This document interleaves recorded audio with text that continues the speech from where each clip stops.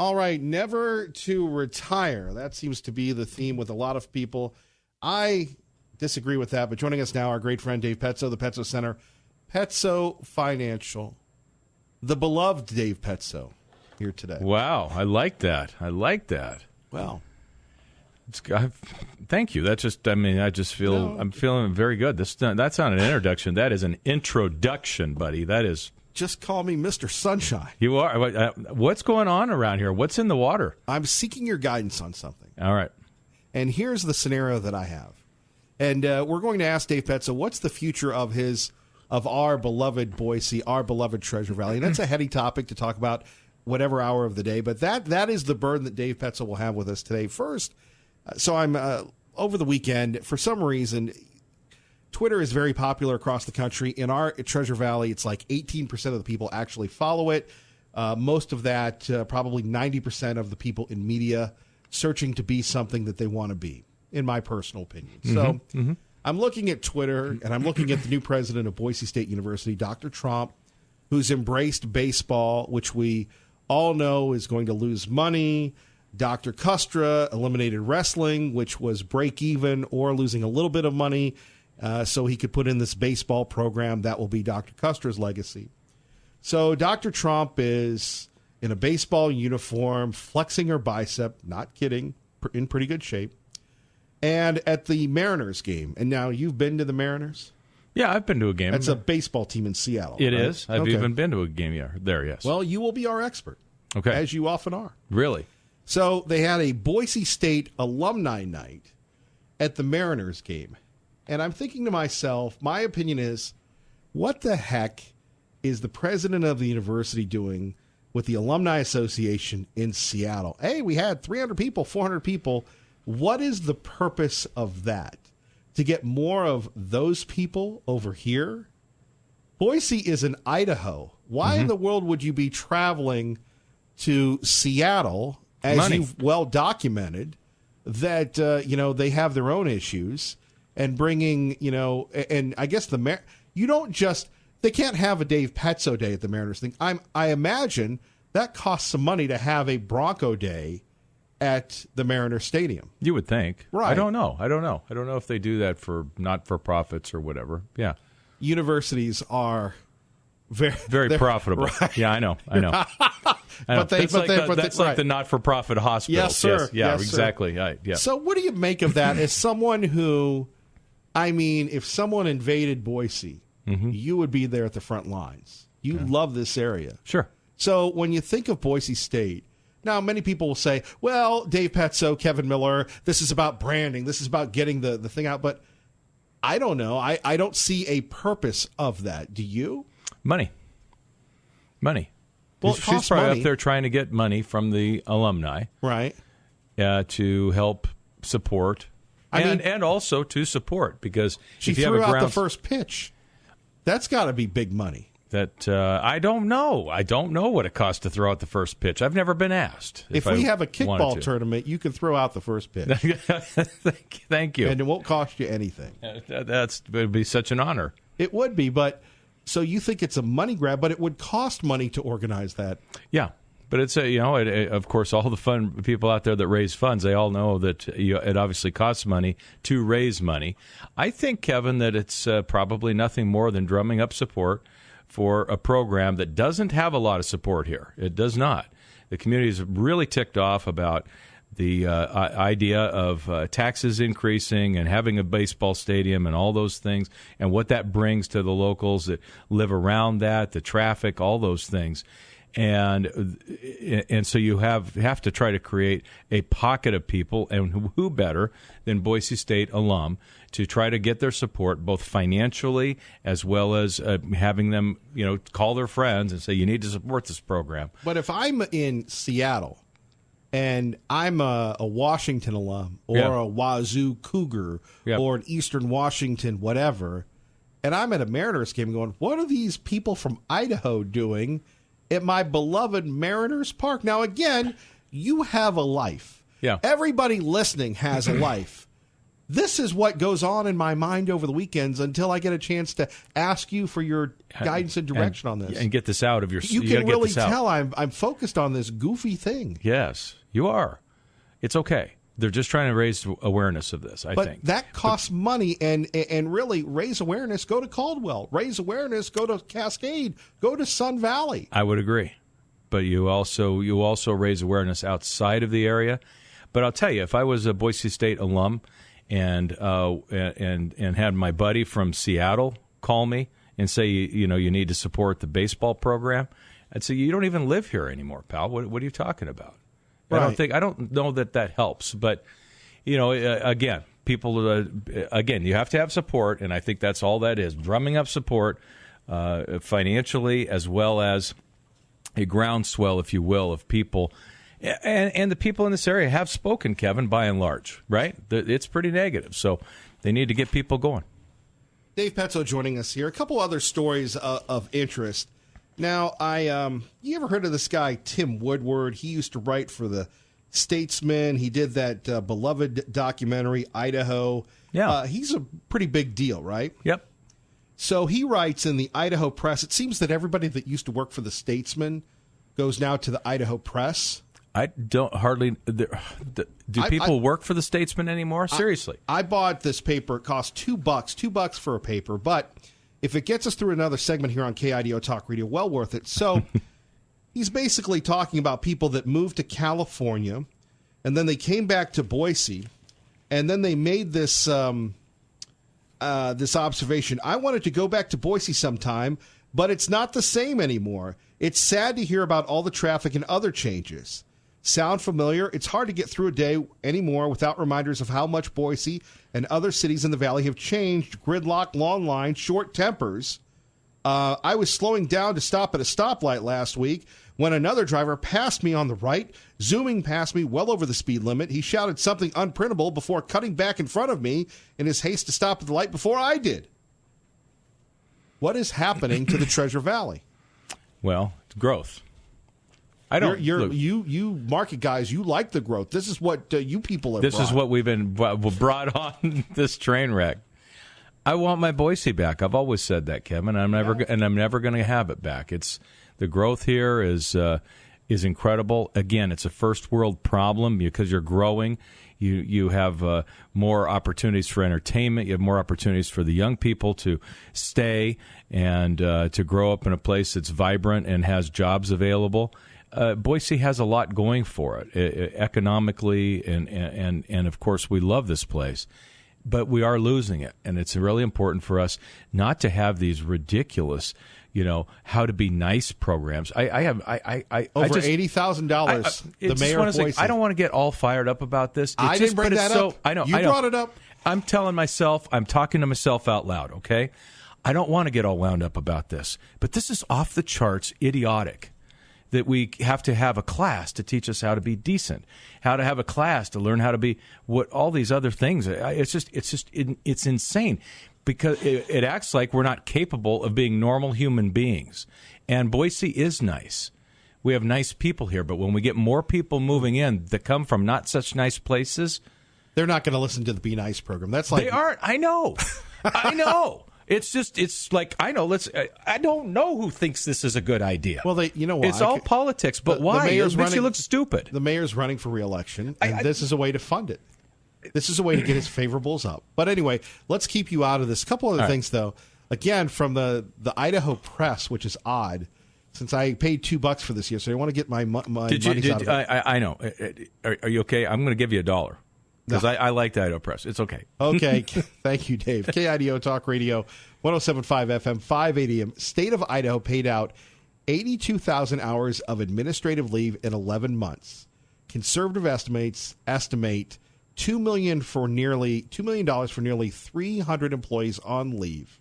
Now, the number of state employees in the state of Idaho, 24,620. 2,938 state employees received paid leave during that time. 82,335 hours paid in that period. 6 agencies with at least 1 employee on paid leave for 5 months or more during that time. 15 agencies with individual employees receiving 200 or more hours of paid leave during that time. 15 agencies with individuals receiving 200 or more hours of paid leave during that time. Only 2 more segments here. 73 state employees receiving 200 or more hours, equivalent to 5 weeks paid leave during the time period. 7 agencies with 5,000 or more hours of paid leave in that period. Highest to lowest. Again, with more paid leave. University of Idaho, Department of Health and Welfare, Department of Correction, Idaho State Police, Boise State University, Idaho Transportation, with 5,000 hours or more of paid leave. Is that the best use of government, Dave Petzo? That's the best example of useless government, don't you think? I mean, that is incredible. Those are incredible numbers, Kevin. I got to hand it to you. I read it. Thanks for digging that out. You did. Betsy Russell, and there are a lot of numbers there. It's worth the $2. It was well worth the $2. You bet. Kevin, that's astounding. And, of course, as part of the contract that they have, I'm sure. But how can we possibly run government at all? Or couldn't we do it a lot less expensively? I mean, if half of the workforce is not working, can't we have most of them work most of the time and have less of them? Of course we could. So those are astounding numbers to me. It's a lot of money. And if it's part of the benefit, you work a half day, that's fine. That's part of the benefits. But I think we ought to be – I'm glad they're disclosing it. That's, I think, a really incredible point. And I hope you have the governor on to ask that question very soon. Well, Betsy Russell, she broke the story. Betsy. Coming up next, new iPhones. What does that mean, and what about 5G? Dave Petzo, our tech expert, will answer that next. All right, now it's time to put Dave Petzo on the spot for entertainment purposes only. Again, we're talking... Don't try this at home. Right. This is more of the news as opposed to opinion, but you and I, we've talked about this, about the marijuana industry. You have people that are saying, hey, you got to buy the cannabis stocks. So last week, Senator Crapo, you and Senator Crapo, good friends, you lunched together, that sort of thing. Right. Okay. I would love to. He's a great guy. He is. Right. For entertainment purposes only, sometimes I make these statements. So, Senator Crapo, chairman of the Banking Committee, pretty big, powerful committee. Big deal. Yeah, yes. Big deal. Rivaling Dave Petzo. Oh, yeah. It definitely rivals me, yeah. Right. Uh-huh. So, they had a hearing last week because the bankers are worried about the weed shops because they have all this money and they can't use the banks. So, the bankers... Now, we're not talking about the devastating impact marijuana has. The bankers are like, well, we've got to save the weed shops because they can't have all this cash. So we're going to try and wink, wink, nod, nod, find a way for the banks to help get a hold of all the weed money. Mm-hmm. Your thoughts on politically, then you had a couple of people wanting to legalize weed on the federal level. But from a nonpartisan, non-opinion fiscal issue, usually the banks get what they want. See too big to fail for further details. Yeah, and they do when it comes to regulation. They don't. They don't always get it. They're clearly in D.C. There's pushback on the big banks. There has been. Dodd-Frank was certainly not an invention of the banks. That was an overreach of government. But at any rate. I find a whole thing with cannabis, pot, whatever, to be very fascinating. And Kevin, with Canada embracing it on a national scale, I think we're going to have to do something on the banking side in the U.S. because we have 11 states now that are legal. And 11 states. I don't see why they don't have to kowtow to it. But again, that's a question for the senator, not for me, because if they're going to do it, I think you're going to get pushed back as well. This is one of the reasons that it hasn't spread as much as it has. Well, it'll be interesting to see. And if the banks fall, then it's over, do you believe? I do. Yeah, because now you can nationalize it. Easy. Right. Easy peasy. Other things that we love. Now, what type of iPhone do you have? What year? What is it? 6. You have a 6. Oh, 6 Plus. I have to throw that in. You and I both have the same version of it, the Bourgie 6 Pluses. Yes. Both of us do. So next year, we're going to have 3 new iPhones come out. And Apple has determined that they will be 5G compatible since they acquired Intel's smartphone modern chip business. Will 5G, what you hear about from the business investment perspective, change our lives that much? Over time. We still have problems in this state with getting internet and phone reception. Yeah, correct. It will, because the connectivity is, over time, will change. Will it be an overnight wow, like moving from a horse and buggy to an airplane? No, it won't be like that. It'll be one of the gradual changes where you will be amazed at how many things are integrated in our world. The Internet of Things will be connected like we've never imagined. That's what the big takeaway is going to be. Speed is great, but really being able to be connected with everything in your life. Your home will be smart. Your car, everything will have connectivity to your phone and everything else, and it'll be interesting. Right, but then people interesting. can spy on you. They certainly can now. Well, that's what scares me with these home security systems. Now, again, not that I live a very fascinating life. Yesterday it was working on station business and then watching some mind-numbing stuff on a streaming service. Yes. Anybody that would want to tap into my system to see that, if I had a security system. But I would be afraid that you would have, and people, they can look at your phones and they can look through your TVs. Are we just giving this up? We are. You millennials are. It's interesting. You and I are millennials. No, that'd be nice. The boat. We're on the leading edge of that. Right. Yeah, Right. just a hair. Right. Yeah. But it is. But millennials, interestingly, from a privacy perspective, they're I guess living in a world where they don't feel that they have a lot of privacy. They don't care who's watching. They like the idea that Amazon's telling them, "Hey, we've got some really good deals for you that you might like, because based on what you've bought before, you might really like this." Yeah. They like being that. I get the algorithm all the time. Yeah. More with Dave Petzo next. Kevin Miller, KIDO Talk Radio, 107.5 FM, 580 AM. Good morning, Dave. And here we are, more with Dave Petzo coming up. Now, a couple things here. Are you one of these people that believe the Fed is poised to cut rates for the first time since the financial crisis? Are you believing in that? People are saying stocks are reacting to this possible news that the Fed could cut the rate. And not to have a run-on question, what does that mean to the rest of us that live in the ordinary world? Right. Good questions. And they really are. First of all, I don't subscribe to the idea that they should cut rates. We're hearing they might, though. I believe they will. So I want to say I don't think that the economy needs it. I don't think they should. But I do believe they will. And I think it'll be 1/4 of a point. And I never make predictions like that because it seems really silly, but the writing is on the wall. They are going to cut. They don't want to surprise the market, and it is not affecting stocks, in my opinion. I don't think it is. I think that the fact that rates are low globally is impacting the long end of the curve, which is the only part that matters. Now, what do I mean by long end? I'm not trying to be get in the weeds here, but it's important to understand the Fed cuts short-term rates. Long-term is what you get your mortgages on. That's based on the 10-year Treasury. So the 10-year Treasury has been hovering around 2%, can't seem to go up, even though our economy is so good.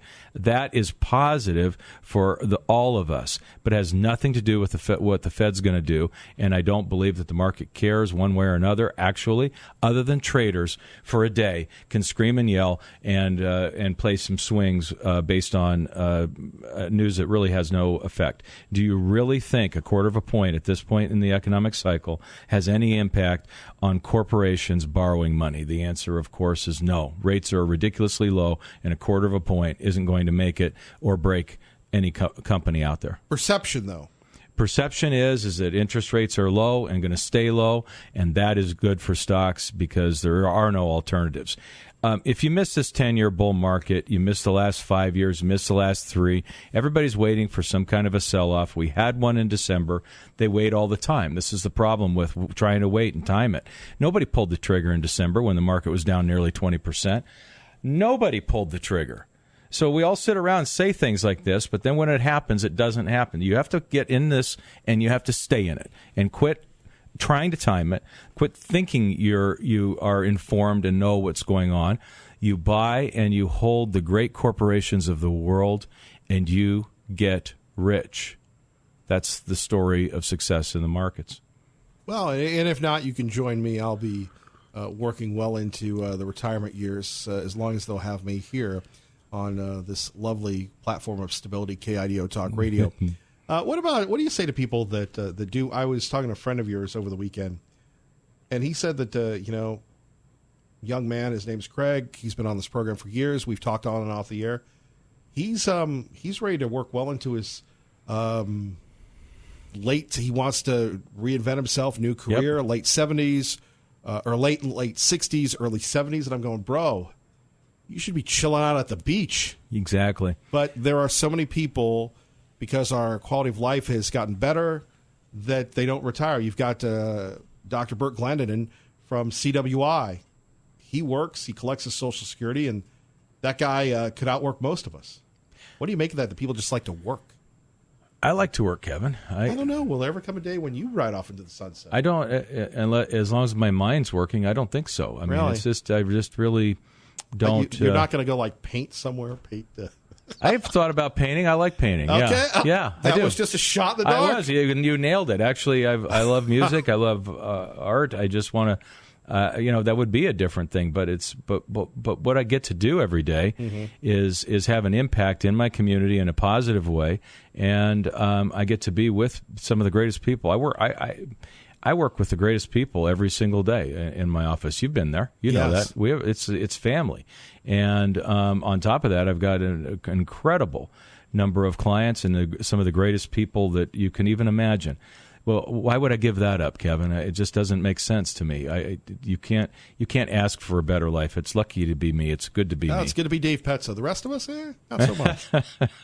I think as more and more people are discovering that work can be a great joy and a great fulfillment in life, and I see it quite a bit. You have to find something you enjoy and something you feel that makes a difference, that challenges you. But I also find that there are a good number of people that it's okay to go out and you might want to make an extra $1,000 a month doing part-time whatever and be around people instead of hunkering down in a cave. I know you like your cave. Can neither confirm nor deny. Dave Petzo, the Petzo Center. Petzo Financial. Once again, Facebook, Twitter, this Saturday, 8 to 10, Money Matters. Thank you. Kevin, always a pleasure. Thank you. You're listening to Kevin Miller, KIDO Talk Radio. Good morning, Doug. All right, don't forget Dave Petzo this Saturday, 8 to 10. Are you in, or are you traveling across the country again? Grandkids. Okay, all right. Yeah. All right, Dave Petzo's calling in. Joining us now from Chicago, Jeff Manasso, Fox News Radio, KIDO Talk Radio. Good morning, Jeff. Hey, good morning, Kevin. Good to have you with us. If you could, please give us the latest concerning this horrible shooting in California. Well, we've confirmed that a 6-year-old boy is among the 3 people that were gunned down at that Garlic Festival in Gilroy. Their annual festival, it's held every year. About 100,000 people showed up over the weekend, and it was just wrapping up last night. And there was a rock concert on a stage. Hundreds were gathered around, and that's where we're told this gunman pulled out a rifle and began shooting at innocent bystanders and just randomly hitting people. So 3 people dead, 15 people injured, 5 of which we're told have been treated and released. Police say they engaged this gunman within a minute of him opening fire on this crowd. They neutralized him. They shot and killed him. As for who he is, we don't know. As for what his motive is, we don't know. One witness described somebody asking him, "Why are you doing this?" and him saying, "Because I'm really angry." It's about all we know right now. He may have had help. Police from multiple jurisdictions, including Santa Clara County and others, are on scene, looking through evidence, looking through photographs, looking through any possible video, and asking for witness statements to confirm whether or not this person had help. It's being described from witness statements that this gunman was with somebody. Don't know whether this was another shooter or whether it was some sort of secondary help. We know that this gunman used some sort of tool to cut through some fencing to gain access to this festival because it's very secure. It's you have to get magged. You have to go through a metal detector. You've got to go to your bags and purses are checked. And apparently this suspect cut through fencing to be able to gain access. So we're going to find out more details. There is another press conference out of California, 10 o'clock local time in California, 1 p.m. Eastern time, where we should find out more details. I think the most pertinent thing right now is whether or not this person had help And if he did, obviously the manhunt for this suspect is happening. I'm sure, as in all of these cases, police know who this guy is. They've searched his home, his apartment, his electronic footprint, his social media history, and others, to try and gain access and insight into the why and the how, and if he had any help. But unfortunately, Kevin, you and I have been talking for years. From shooting scenes across the country, you never fully get the answer you're looking for.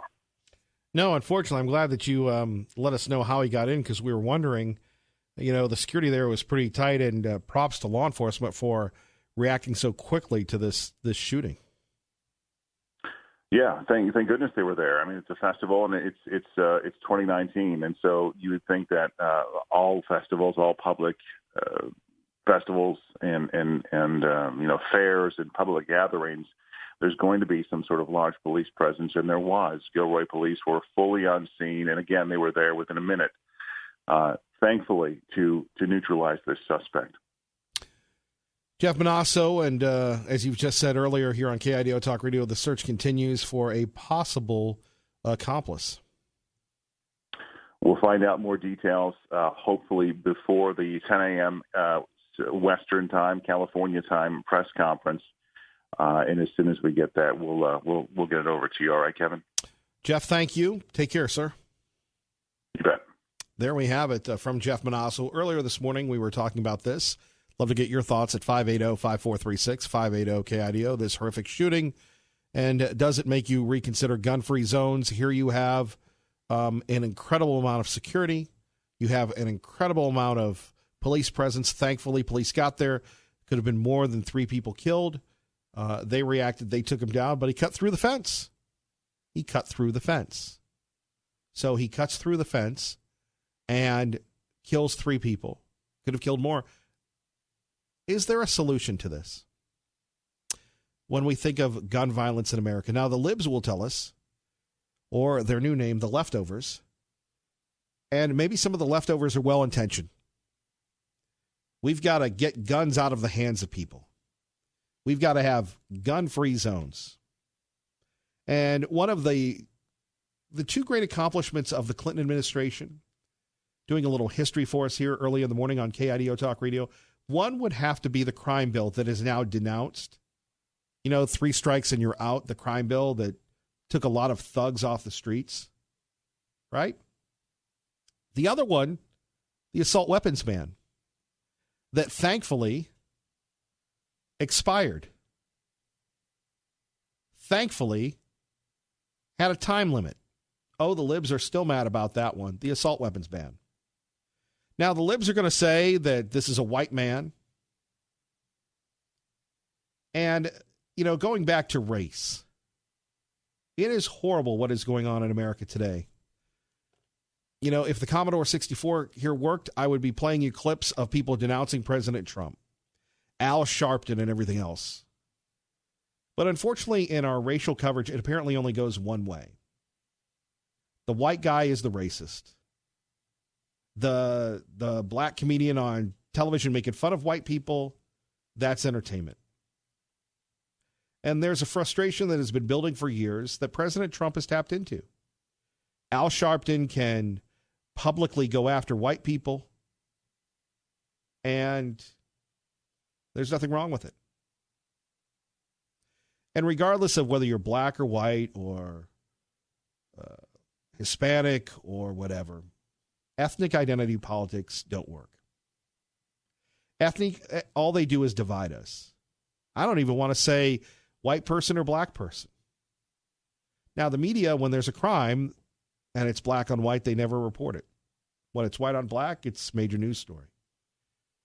My friend, a great friend of mine who I have so much respect for, doesn't talk to me anymore because we're conservatives, said another 3 people shot by a white guy. Now, if you ever said 3 people shot by a black guy, he'd be denounced. This selective editing has to stop in America. It's just hurtful. Now, the president making tweets and stuff, Bernie Sanders said the same thing. But when you're the president of the United States, there has to be a higher standard. I'm not going to tell Mr. Trump how to do things or denounce him. Look, Donald Trump is what Donald Trump is, and he's been very successful at it. And instead of backing down and taking it, like a lot of people, like a lot of Republicans, Trump gives it right back. Trump gives it right back to them. And they can't handle it. Now we have people calling people that back Donald Trump Christian fascist. No one goes after the NBC reporters when they say that wearing a MAGA hat is akin to wearing a Nazi swastika. That's racist, right? After Trump's Harry, North Carolina rally, low-lighted by racial chance of send her back. We posed the question, could it happen here? It's 9 days later, and we're still asking the question. Joy, and this is something I'm going to keep coming back to on the show, and my head's not spinning in circles, and I'm not going crazy, but not yet. But there's so many stunning parallels to what Hitler was doing in the early 30s. Once again, I'm not saying Trump is going to... I'm not saying Trump is Hitler, but he's doing what Hitler's doing. Slaughter 6 million Jews, but ranging from the fake news parallels to the seizing of new powers, the Reichstag in 33 versus, Trump's non-existent national emergencies. So here we have it. And this is why we are here, to let you know the truth.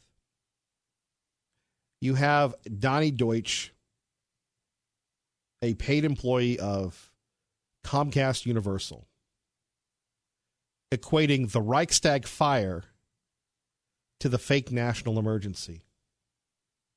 We have our friend David Ray from FAIR. He's going down to the border once again. We'll have some reports from those guys coming up. FAIR will be sending us to Washington coming up in a couple months again, because they want the truth to be told. They are paying for that. Let me disclose that, so we don't have someone else trying to get me fired, that they made up a bunch of phony charges like they did last year against me. True story. So here he is equating to the real-life national emergency, calling it fake, to the Reichstag fire. Now, if you don't remember what the Reichstag fire was, the Nazis set fire to the Reichstag building and blamed the socialists, turning the national attention against the socialists, allowing the Nazis to peacefully seize power. Declarations to ignore Congress, the racial scapegoating, the rallies, the isolating of himself, the creating a false other. He has the Justice Department in his pocket. He has one branch of the government marching. Apparently he doesn't, because Robert Mueller's not in his pocket. But here you have it. Christian fascist Hitler Trump wants to be president for life. Now, could you imagine if somebody had said, I don't know, socialist Obama, equating him to some dictator, wants to be president for life? Look, we were the toughest on President Obama, and that's why I'm here with you now. They did everything they could to ruin conservative talk radio. Ask Sean Hannity what it's like. Ask Glenn Beck what it's like. They'll tell you. And they talk about free speech. Blindly behind them. And we keep saying, oh, there's a safeguard. This couldn't happen. This couldn't happen. But every time, even when it comes down to, say, send her home, send her back. And then Kevin McCarthy, the third-ranking Republican, basically said, no, you didn't see that. That wasn't a chance. Right. So I firmly believe, knowing Donald Trump, that if you said to Donald Trump, Mr. Trump, in order to become Putin, in order to stay in office forever, in order to loot this country, you have to do X, he is capable of doing wherever your mind can take you for X. 1,000%. Thank you. Absolutely. Michael Cohen said it. There we have it. Disgraced liar, felon, Michael Cohen. This is why we need your prayers, and we need to continue to tell others about the truth going on here. 580-5436, 580-KIDO. Now, again, we have popular culture. Coming up next, if you watch one of these shows called TNT Claws, What is Happening in America? You have this issue involving people wearing red hats. Forget the KKK hoods. And if you wear a red hat now, you're a bad person. That's what they're trying to promote in popular culture. It's crazy. Coming up next, your thoughts on gun-free zones in light of what happened in California. California, by the way, as you know, has one of the strictest gun laws in the country. Did not stop someone with a machine gun coming in and killing 3 people, including a 6-year-old little boy. Where were the gun-free zones to protect them? By the way, props to law enforcement going in and taking him down to eliminate any more victims. Props to law enforcement. A lot going on here this morning. Also, we do want to get into this article concerning state workers being paid 82,000 hours of administrative leave in 11 months. Is that the best use of your taxpayer dollars? And more people from Idaho are going to Ontario, Oregon than live in Ontario, Oregon. Why? Those stories and more next with me, Kevin Miller, KIDO Talk Radio. And apparently more men are crowding into nail salons, reports the Wall Street Journal. Young men 18 to 34 going to nail salons to get their toes worked on. Isn't that reassuring? Isn't that a wonderful sign of the future, right? Whatever happened to just grabbing the clippers and rolling. Kevin Miller in the morning, KIDO Talk Radio. Phone numbers 580-5436. 580-KIDO. A story that we've been teasing for quite some time. I haven't really gotten to it. And we talked a little bit about it last week. The whole weedology thing, this whole place in Ontario that is open. And, you know, we pride ourselves as being the guardian of the truth here in the Treasure Valley. And you have the local media running with the same headline. It's almost if they got the same press release. Maybe they did. Weedology opens in Ontario, and Idahoans are going there. More Idahoans going there than previously thought. Somebody asked me that over the weekend. What do you make of that, Kevin Miller? And I go, it's promoting the weed. It's promoting the dope. It's promoting everything. It's not reporting the news. It's promotion of the news. This from the Idaho Statesman. We'll see if this plays here this morning on KIDO Talk Radio concerning recreational pot in Ontario. For Weedology to open, we are just waiting on our last licensing from the state. And once we attain that license, we'll finish off the last few steps of the city, and we are ready to open. And we are all excited to get open. We've had lots of people coming through and just checking and hollering, and it's hard to tell people that we're closed. And we don't really have a hard timeline, but we're looking at the next couple weeks. We are online to be first, because Ontario is going to be a very competitive market. One for the labor and one for what type of service we're going to provide for people coming for our products. So getting open first, we can establish kind of a standard of what we'd like to see here, showing that Ontario can provide that type of high-level service, and then retain those customers and get them to come back. Weedology sign says Ontario's #1 dispensary. We'd like that to represent two things. Number one as being the #1 to open. Also, we'd like to be the #1. There we have it. What type of customer service? Do you want brownies or do you want the weed? I don't know. Traffic and weather together with Kevin Miller in the morning. Good morning, Dave. And this from Kent. I'm enjoying the program this morning until I walked into my doctor's office anyway for my wellness exam and prostate examination. Prostate examination and Kevin Miller do not go along very well together. Thank you for listening, Kent, and make sure you cough. Brian in Nampa, good morning. You're on KIDO Talk Radio. Good morning. I'm sorry you got me with that one, Kevin. I'm still chuckling. I wanted to talk about gun-free zones in the Second Amendment. The Founding Fathers defined the militia in the Second Amendment as any male aged 16 to 45, and they were required to have what was a military rifle and enough ammunition to use it, and to be competent, not competent, but extremely competent with it. So we have a state called California that just had another mass shooting in a gun-free zone. I wonder if the Founding Fathers knew what they were talking about. The problem wasn't the bad guy. The problem was the fact that we have a whole bunch of militia in our country that are citizens that don't do their job. It's that simple. We keep arguing about this over and over again, but it's that simple. If you need to survive, you go to work to make money. If you need to defend yourself, that's what the Second Amendment was made for. And I wish somehow we could go back to those days. You can go research all this stuff. They defined it very well, but we don't talk about that because it's not in line with the left. The left wants to destroy men, and they don't want you to have arms.